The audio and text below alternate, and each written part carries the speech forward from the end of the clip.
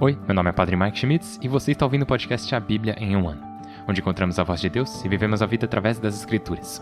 O podcast original, The Bible in Ear, foi produzido pela Ascension, e essa é a versão brasileira, traduzida pelo Heitor e dublada pelo Leandro. Usando a linha do tempo da Bíblia A Grande Aventura, nós vamos ler de Gênesis até Apocalipse, descobrindo como se desenrola a história da salvação e como nos encaixamos nessa história hoje.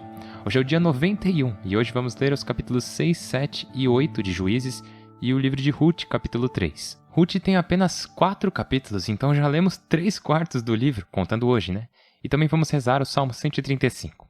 Como sempre, a Bíblia que eu uso todos os dias é a Bíblia da Grande Aventura, da Ascension, em inglês. Você pode acompanhar usando qualquer Bíblia católica que você preferir, mas a gente recomenda a Bíblia do Peregrino.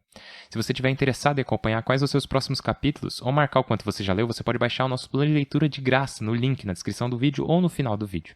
E se você ainda não fez isso, você pode se inscrever no canal e ativar o sininho. Você também pode avaliar o podcast. Deixa um like ou um dislike e um comentário que vai ajudar todo mundo, porque quanto mais pessoas interagirem e avaliarem, mais pessoas terão oportunidade de assistir, porque esses episódios vão aparecer para mais gente. E talvez mais pessoas comecem a ler a Bíblia, o que seria incrivelmente legal. Bom, como eu disse, hoje é o dia 91. Ainda estamos viajando com os juízes. Hoje vamos seguir o juiz cujo nome é Gedeão. E você pode até conhecer a história dele, mais ou menos, mas até o final do episódio você com certeza vai conhecer a história dele. Como sempre, estamos rezando uns pelos outros. Normalmente eu deixo isso para o final, mas cara, acho que precisamos começar esse dia sabendo que pertencemos aqui. Você pertence aqui e o Senhor deseja falar com você hoje. Ele está orgulhoso de você e te ama muito. O livro de Juízes, capítulo 6. Gedeão. Os israelitas fizeram o que o Senhor reprova, e o Senhor os entregou a Madiã por 7 anos. O regime de Madiã foi tirânico. Para livrar-se dele, os israelitas tiveram de utilizar as covas dos montes, as cavernas e os refúgios. Quando os israelitas semeavam, os madianitas, os amalecitas e os orientais vinham incomodá-los. Acampavam diante deles e destruíam todas as lavouras até a entrada de Gaza. Não deixavam nada com vida em Israel, nem ovelha, nem boi, nem asno. Pois vinham com seus rebanhos e tendas, numerosos como gafanhotos, homens e camelos sem conta, e invadiam a região, arrasando-a. Com isso, Israel ia empobrecendo por causa de Madiã. Então os israelitas clamaram ao Senhor, e quando os israelitas clamaram ao Senhor por causa de Madiã, o Senhor enviou um profeta para dizer-lhes: Assim diz o Senhor Deus de Israel: Eu vos fiz subir do Egito, vos tirei da escravidão, vos libertei dos egípcios e de todos os vossos opressores. Os expulsei diante de vós para vos entregar suas terras, e vos disse: Eu sou o Senhor vosso Deus. Não adoreis os deuses dos amorreus em cujo país irás viver. Mas não me obedecestes. O anjo do Senhor veio e sentou-se sobre o carvalho de Efra, propriedade de Joás, de Abiezer, enquanto seu filho Gedeão estava trilhando trigo a chicote no lagar, para escondê-lo dos madianitas. O anjo do Senhor lhe apareceu e disse: O Senhor está contigo, valente. Gedeão respondeu: Perdão, se o Senhor está conosco, por que nos aconteceu tudo isso? Onde foram parar aqueles prodígios dos quais nos falavam nossos pais? O Senhor nos tirou do Egito. A verdade é que agora o Senhor nos desamparou e nos entregou aos madianitas. O Senhor voltou-se para ele e disse: Vai, e com tuas próprias forças salva Israel dos madianitas. Eu te envio. Gedeão replicou: Perdão, como posso libertar Israel? Precisamente minha família é a menor de Manassés, e eu sou o mais novo da casa do meu pai. O Senhor respondeu: Eu estarei contigo, e derrotarás os madianitas como se fossem um só homem. Gedeão insistiu: Se conquistei teu favor, dá-me um sinal de que és tu quem fala comigo. Não te afastes daqui até que eu volte com uma oferta e a ofereça a ti. O Senhor disse: Ficarei aqui até que voltes. Gedeão foi preparar um cabrito e uns pães ázimos com um almude de farinha. A seguir, pôs a carne no cesto e derramou o caldo numa vasilha, e o levou ao Senhor, oferecendo-lhe debaixo do carvalho. O anjo do Senhor lhe disse: Pega a carne e os pães ázimos, coloca-os sobre esta rocha e derrama por cima o caldo. Assim fez. Então o anjo do Senhor estendeu a ponta do cajado que carregava, tocou a carne e os pães, e da rocha levantou-se uma labareda que os consumiu. E o anjo do Senhor desapareceu. Quando Gedeão percebeu que se tratava do anjo do Senhor, exclamou: Ai, meu Deus! Vi o anjo do Senhor face a face. Mas o Senhor lhe disse: Paz, não temas, não morrerás. Então Gedeão ergueu aí um altar ao Senhor, chamando-o de Senhor da Paz. Esse altar está ainda hoje em Efra de Abiezer. Nessa noite, o Senhor disse a Gedeão: Pega o boi de 7 anos que pertence a teu pai, derruba o altar de teu pai dedicado a Baal e corta a árvore sagrada que está perto dele. Ergue a seguir um altar ao Senhor teu Deus, no topo do barranco, com as pedras bem colocadas. Pega o boi e oferece-o em sacrifício, aproveitando a lenha da árvore já cortada. Gedeão escolheu 10 de seus servos e fez o que o Senhor tinha mandado, não se atrevendo, porém, a fazê-lo de dia, com medo de seus familiares e da gente do povoado. Fez isso de noite. Quando os habitantes se levantaram de manhã, encontraram destruído o altar de Baal, a árvore sagrada cortada e junto dela o boi sacrificado junto do altar recém-construído. Perguntavam entre si: quem teria sido? Indagaram, averiguaram e chegaram à conclusão: foi Gedeão, filho de Joás.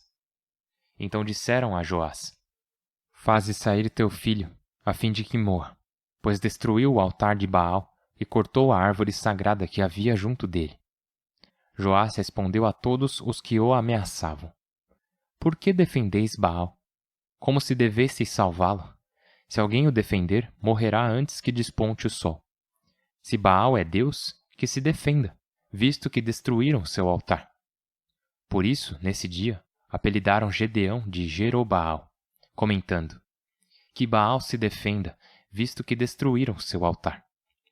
Os madianitas, os amalecitas e os orientais aliaram-se, atravessaram o rio e acamparam na planície de Jezrael. O Espírito do Senhor tomou conta de Gedeão. Ele tocou o alarme e Abiezer correu para unir-se a ele. Enviou mensageiros a Manassés e este se reuniu a ele, em seguida a Asser, Zabulon e Neftali. E também eles vieram unir-se com ele. Gedeão disse a Deus: se realmente salvarás Israel por meio de mim, como garantiste, vê, vou estender na eira este velo. Se cair o orvalho sobre a lã e todo o solo ficar seco, ficarei convencido de que salvarás Israel por meio de mim, como garantiste. Assim aconteceu. No dia seguinte, Gedeão madrugou, retorceu a lã, espremendo-lhe o orvalho e enchendo uma vasilha de água. Então Gedeão disse a Deus: não te aborreças comigo se te faço outra proposta. Farei somente outra vez a prova com o velo. Quero que somente ele fique seco, e ao contrário, caia orvalho sobre o solo. Assim fez Deus nessa noite. Somente o velo ficou seco, ao passo que caiu orvalho por todo o solo. Jerobaal, isto é, Gedeão, madrugou com sua gente e acampou junto de En-Harod. O acampamento de Madiã ficava ao norte, junto à colina de Moré, no vale. O Senhor disse a Gedeão: tens muita gente para que eu vos entregue Madiã. Não aconteça que, a seguir, Israel se glorie à minha custa, dizendo: minha mão me deu a vitória. Dá este aviso à tropa: quem tiver medo ou tremer, volte. Voltaram para casa 22.000 homens, ficando 10.000. O Senhor disse a Gedeão: ainda é muita gente. Faze-os descer à fonte, e aí os selecionarei para ti. Aquele que eu te disser que poderá ir contigo, contigo irá. Mas aquele que eu te disser que não poderá ir contigo, esse não irá. Gedeão mandou a tropa descer à fonte, e o Senhor lhe disse: todos os que lamberem a água com a língua, como os cães, coloca-os de um lado. Os que se ajoelharem para beber, coloca-os do outro lado. Os que lamberam a água, levando a água à boca com a mão, foram 300. Os outros ajoelharam para beber. Então o Senhor disse a Gedeão: com estes 300 que beberam lambendo, eu vos salvarei, entregando Madiã em vosso poder. Todos os outros voltem para casa. Pegaram, pois, suas provisões e suas trombetas, e Gedeão despediu os israelitas, cada qual para sua casa, retendo consigo os 300. O acampamento de Madiã ficava abaixo no vale. Nessa noite, o Senhor falou a Gedeão: Levanta-te, desce contra o acampamento inimigo, pois eu o entrego a ti. Se não te atreves, desce com teu escudeiro Fara até o acampamento. Quando ouvires o que dizem, tu te sentirás animado para atacá-los. Gedeão e seu escudeiro Fara desceram até as vanguardas do acampamento. Madianitas, amalecitas e orientais estavam deitados pelo vale, numerosos como gafanhotos. Seus camelos eram incontáveis como a areia da praia. Quando Gedeão se aproximou, casualmente alguém estava contando um sonho ao companheiro. Olha o que eu sonhei. Um pão de cevada vinha rodando contra o acampamento de Madiã. Chegou à tenda, investiu contra ela, caiu sobre ela e a revolveu de alto a baixo. O outro comentou: Isso significa a espada do israelita, de Gedeão, filho de Joás. Deus pôs Madiã e todo o acampamento nas mãos dele. Quando Gedeão ouviu o sonho e sua interpretação, prostrou-se.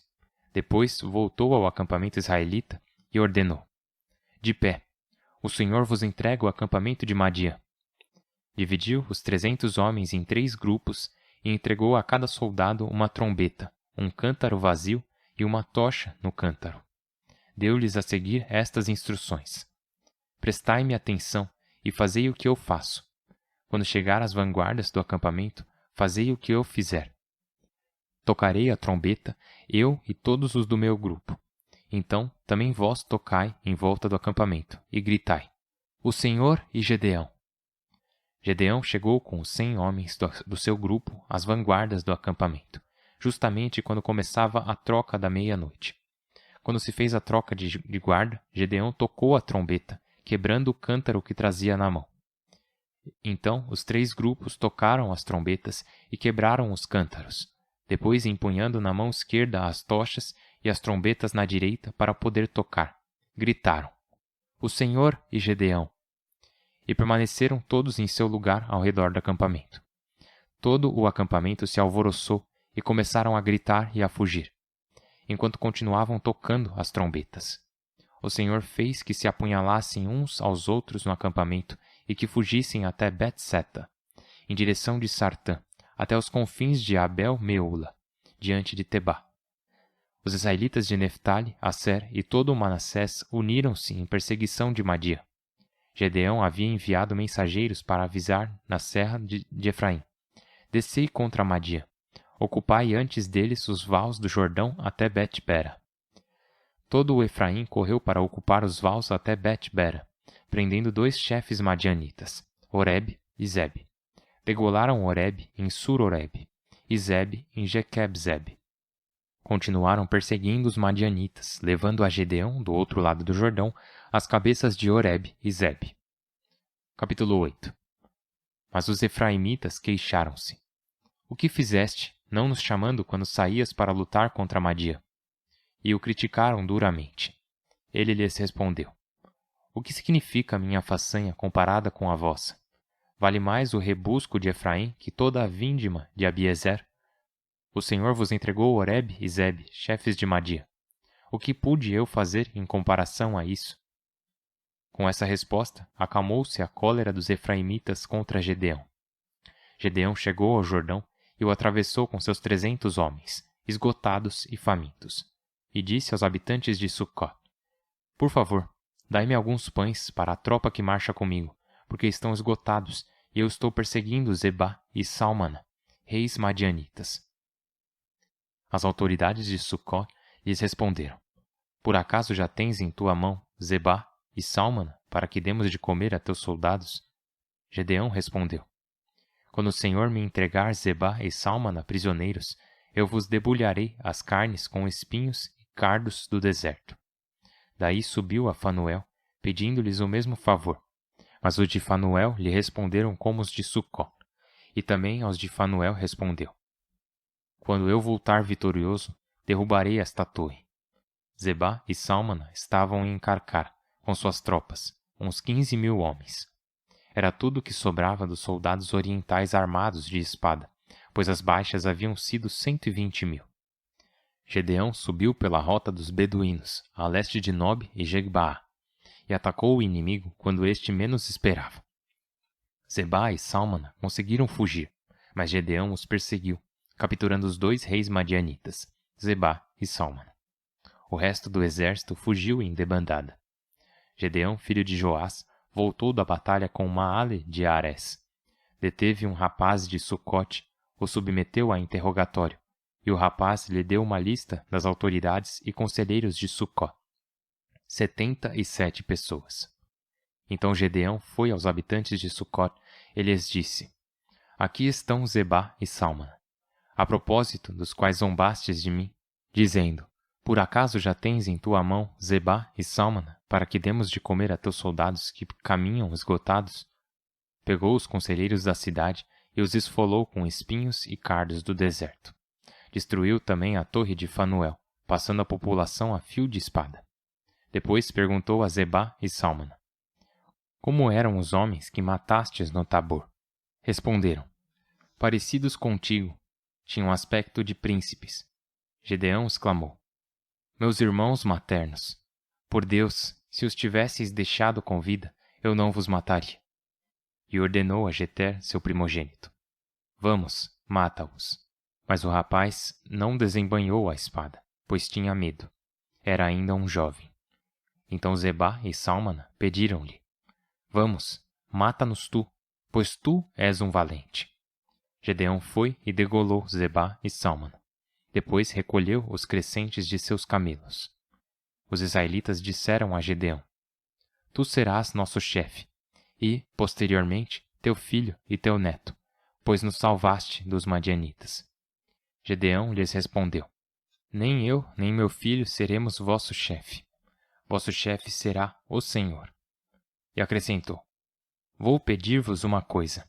Dai-me cada um de vós um anel da vossa parte dos despojos. Os vencidos usavam anéis de ouro, pois eram ismaelitas. Responderam: Com prazer. Ele estendeu seu manto, e cada um foi jogando um anel da sua parte nos despojos. O peso dos anéis de ouro que Gedeão pediu foi de 19 quilos de ouro, sem contar os crescentes, pingentes e as vestes de púrpura que os reis madianitas usavam, além dos colares dos camelos. Com tudo isso, Gedeão fez um éfode, colocando-o na cidade de Efra. Com ele, todo Israel se prostituiu. Foi a tentação de Gedeão e sua família. Madiã ficou submetido aos israelitas e não levantou mais a cabeça.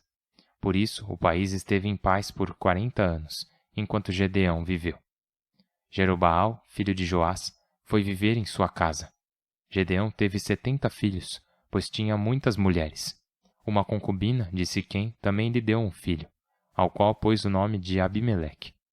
Gedeão, filho de Joás, morreu numa velhice feliz, e o enterraram na sepultura de seu pai Joás, em Efra de Abiezer. Todavia, depois de sua morte, novamente os israelitas se prostituíram com os ídolos, escolhendo Baal do pacto como seu Deus, sem lembrar-se do Senhor seu Deus, que os havia livrado do poder de todos os inimigos vizinhos. E não se mostraram agradecidos à família de Jerobaal, Gedeão, como ele merecia, por tudo o que fizera por Israel. O livro de Rute, capítulo 3. A noite na eira. Um dia, a sogra lhe disse: Filha, devo procurar para ti um lar em que vivas feliz. Sei que Boaz, com as servas do qual estiveste trabalhando, é nosso parente. Nesta noite irá ajoeirar o monte de cevada. Lava-te, perfuma-te, põe o manto e desce à eira, que ele não te veja enquanto come e bebe. E quando se deitar para dormir, presta atenção onde se deita. Depois irás, descobrirás seus pés e te deitarás aí. Ele te dirá o que deverás fazer. Rute respondeu: Farei tudo o que me ordenas. Depois desceu à eira e fez exatamente o que a sogra lhe recomendara. Boaz comeu, bebeu e ficou satisfeito. Depois foi deitar-se numa extremidade de um monte de cevada. Rute se aproximou nas pontas dos pés, descobriu-lhe os pés e se deitou. À meia-noite, o homem sentiu um calafrio Ergueu-se e viu uma mulher deitada a seus pés. Perguntou: Quem és? Ela disse: Sou Ruth, tua servidora. Estende teu manto sobre tua servidora, pois a ti cabe responder por mim. Ele disse: O Senhor te abençoe, filha. Esta segunda obra de caridade é melhor do que a primeira, pois não procuraste um pretendente jovem, pobre ou rico. Portanto, filha, não temas. Farei por ti o que me pedires, pois no povoado todos sabem que és uma mulher de valor. É verdade que devo responder por ti, mas há outro parente mais próximo do que eu. Fica aqui esta noite, e amanhã cedo, se ele quiser cumprir seu dever familiar, que o faça logo. Se não quiser, eu o farei, por Deus. Deita-te até o amanhecer. Ela dormiu a seus pés até de manhã, e se levantou quando as pessoas ainda não se reconheciam, pois Boaz não queria que soubessem que a mulher tinha ido à eira. Boaz lhe disse: Traze o manto e segura firme. Mediu para ela 6 medidas de cevada, ajudou-a para carregá-las, e Ruth voltou a seu povoado.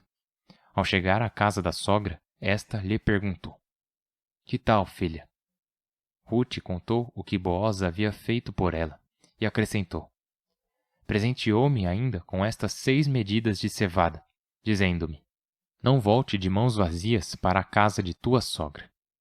Noemi lhe disse: Fica tranquila, filha, até que saibas como se resolve a questão. Ele não descansará até deixar isso resolvido hoje mesmo. Salmo 135. Aleluia! Louvai o nome do Senhor. Louvai-o, servos do Senhor, que estais na casa do Senhor, nos átrios da casa de nosso Deus. Louvai o Senhor, pois o Senhor é bom. Tocai em sua honra, porque é amável. Pois o Senhor escolheu Jacó, Israel, como sua propriedade. Eu sei que o Senhor é grande, nosso Deus é mais que todos os deuses. Tudo o que quer, o Senhor faz no céu e na terra, nos mares e nas correntes. Faz subir as nuvens do horizonte, com relâmpagos desata a chuva. Solta os ventos de seus silos.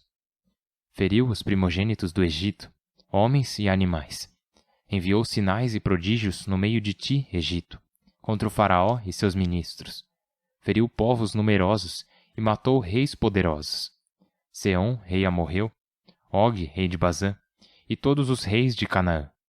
E entregou sua terra em herança a Israel, seu povo. Senhor, teu renome é eterno. Geração após geração há de te chamar Senhor. O Senhor faz justiça a seu povo e se compadece de seus servos. Os ídolos dos pagãos são prata e ouro, obra de mãos humanas. Têm boca e não falam, têm olhos e não veem, têm ouvidos e não ouvem, têm nariz e não respiram. Sejam como eles, quem os faz? Todos os que neles confiam. Casa de Israel, bendize o Senhor. Casa de Aarão, bendize o Senhor. Casa de Levi, bendize o Senhor. Fiéis do Senhor, bendizei o Senhor. Bendito o Senhor desde Sião, que habita em Jerusalém. Aleluia. Pai Celestial, louvado seja o vosso nome, glorificado seja o vosso nome. Que possamos saber quem Tu és e, por favor, eleve nossas vozes e nossos corações para sempre honrá-lo, glorificá-lo e agradecê-lo. Por Cristo nosso Senhor. Amém. Em nome do Pai, do Filho e do Espírito Santo. Amém. Tá bom, uau. Hoje tivemos a história de Gedeão, né? Como você deve ter notado, foram 3 capítulos no livro de Juízes seguindo a história de Gedeão, cujo nome também foi mudado para Jerobaal, que é um nome, bom, não é um nome tão fácil de se dizer quanto você pensa. Mas enfim, o que tem por trás dessa história de Gedeão? Ela começa com ele fazendo o quê? Ela começa com ele destruindo os Baals e as árvores sagradas. Ele coloca a própria vida em risco destruindo Baal e ao cortar a árvore sagrada, esses lugares de culto aos deuses falsos. E ele se torna aquele que desafia, aquele que enfrenta Baal. E é tão bom, começa tão bem. Mas o que acontece é que depois ele também se volta para a idolatria. Mesmo que Gedeão seja um bom juiz, mesmo... Uma das coisas que a gente vai ouvir de novo é que mesmo os juízes decentes, mesmo os bons juízes, mesmo juízes que parecem ter alguma honra, também são tentados pela mesma coisa com que cada um de nós é tentado, que é a idolatria. Então ele cria um éfode de ouro, né? Lembra? O éfode era o que os sacerdotes vestiam quando estavam cultuando no templo. Era aquela vestimenta de linho que eles vestiam no templo. E ele faz um éfode de ouro. Ele não fez um Baal. Ele não fez um bezerro de ouro. Ele, na verdade, fez um símbolo de algo usado para louvar o verdadeiro Deus vivo. Mas ainda assim, o que acontece é que as pessoas começam a louvar o éfode ao invés do Senhor. O éfode acaba distraindo eles ao invés de os levar para perto de Deus. E é tão incrível de novo, no sentido negativo, né? Diz no capítulo 8, versículo 27. Diz, Gedeão fez um éfode colocando-o na cidade de Efra. Com ele todo Israel se prostituiu. Foi a tentação de Gedeão e sua família. Portanto, mesmo que Gedeão fosse a pessoa que foi contra os Baals, certo? Contra os falsos deuses, ele acabou sendo alguém que estava preparando sua família para voltar aos Baals, voltar aos falsos deuses. Inclusive diz no versículo 33, Todavia, depois de sua morte, novamente os israelitas se prostituíram com os ídolos, escolhendo Baal do pacto como seu Deus. Cara, Baal do pacto, minha nossa, que coisa horrível, porque o pacto é o que eles fizeram com o verdadeiro Deus vivo, né? A aliança com o próprio Senhor, que revelou seu nome ao povo de Israel.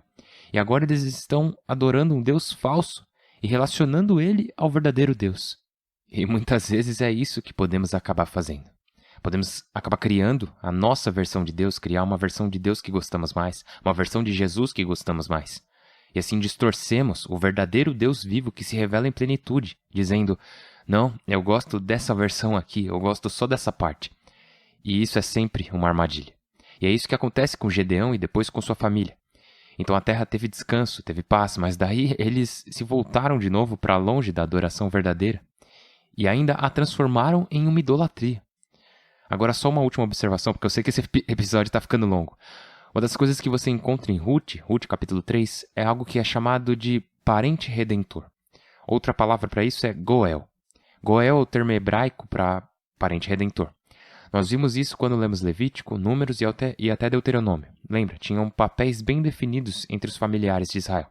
Por exemplo, se um dos israelitas se tornasse um escravo, em Levítico capítulo 25, versículo 48, o parente mais próximo, ou o parente redentor, era responsável por comprar o colega israelita da escravidão. Em Números 35 diz que se alguém fosse morto, fosse assassinado, então o parente redentor, o trabalho dele era garantir que o membro da família fosse respondido em justiça. Levítico 25, versículo 25, diz que se houvesse alguém que tivesse perdido sua terra, o parente redentor era responsável por comprar de volta a terra da família que tinha sido confiscada. E também o último está em Deuteronômio 25, versículos 5 a 10. O redentor do parente era responsável por manter o nome da família através do casamento com uma viúva sem filhos. E é isso que Ruth é. Ruth é uma viúva sem filhos. Então ela vai até Boaz e diz, você é nosso parente. Você se casaria comigo? Basicamente, ela se coloca nessa posição, né? Nessa posição de confiança para com esse homem Boaz, que já lhe mostrou uma grande bondade. E Boaz diz que adoraria, mas existe um parente mais próximo, alguém que seria o parente redentor para ela. Ele vai falar com esse cara lá no capítulo 4, e é isso que a gente vai ver amanhã. Então, esse é o papel do parente redentor. E tem uma conexão forte entre o parente redentor do Antigo Testamento e Jesus Cristo no Novo Testamento. Eu vou te falar por quê. Porque lembra de Levítico 25, 48. Qualquer um que tenha caído na escravidão, o papel do parente redentor é comprar essa pessoa da escravidão. E o que Jesus fez? Ele se tornou nosso irmão em tudo. E ele sacrificou sua vida para nos redimir. É por isso que ele é o parente redentor, se vendendo a escravidão para que você e eu possamos ter vida.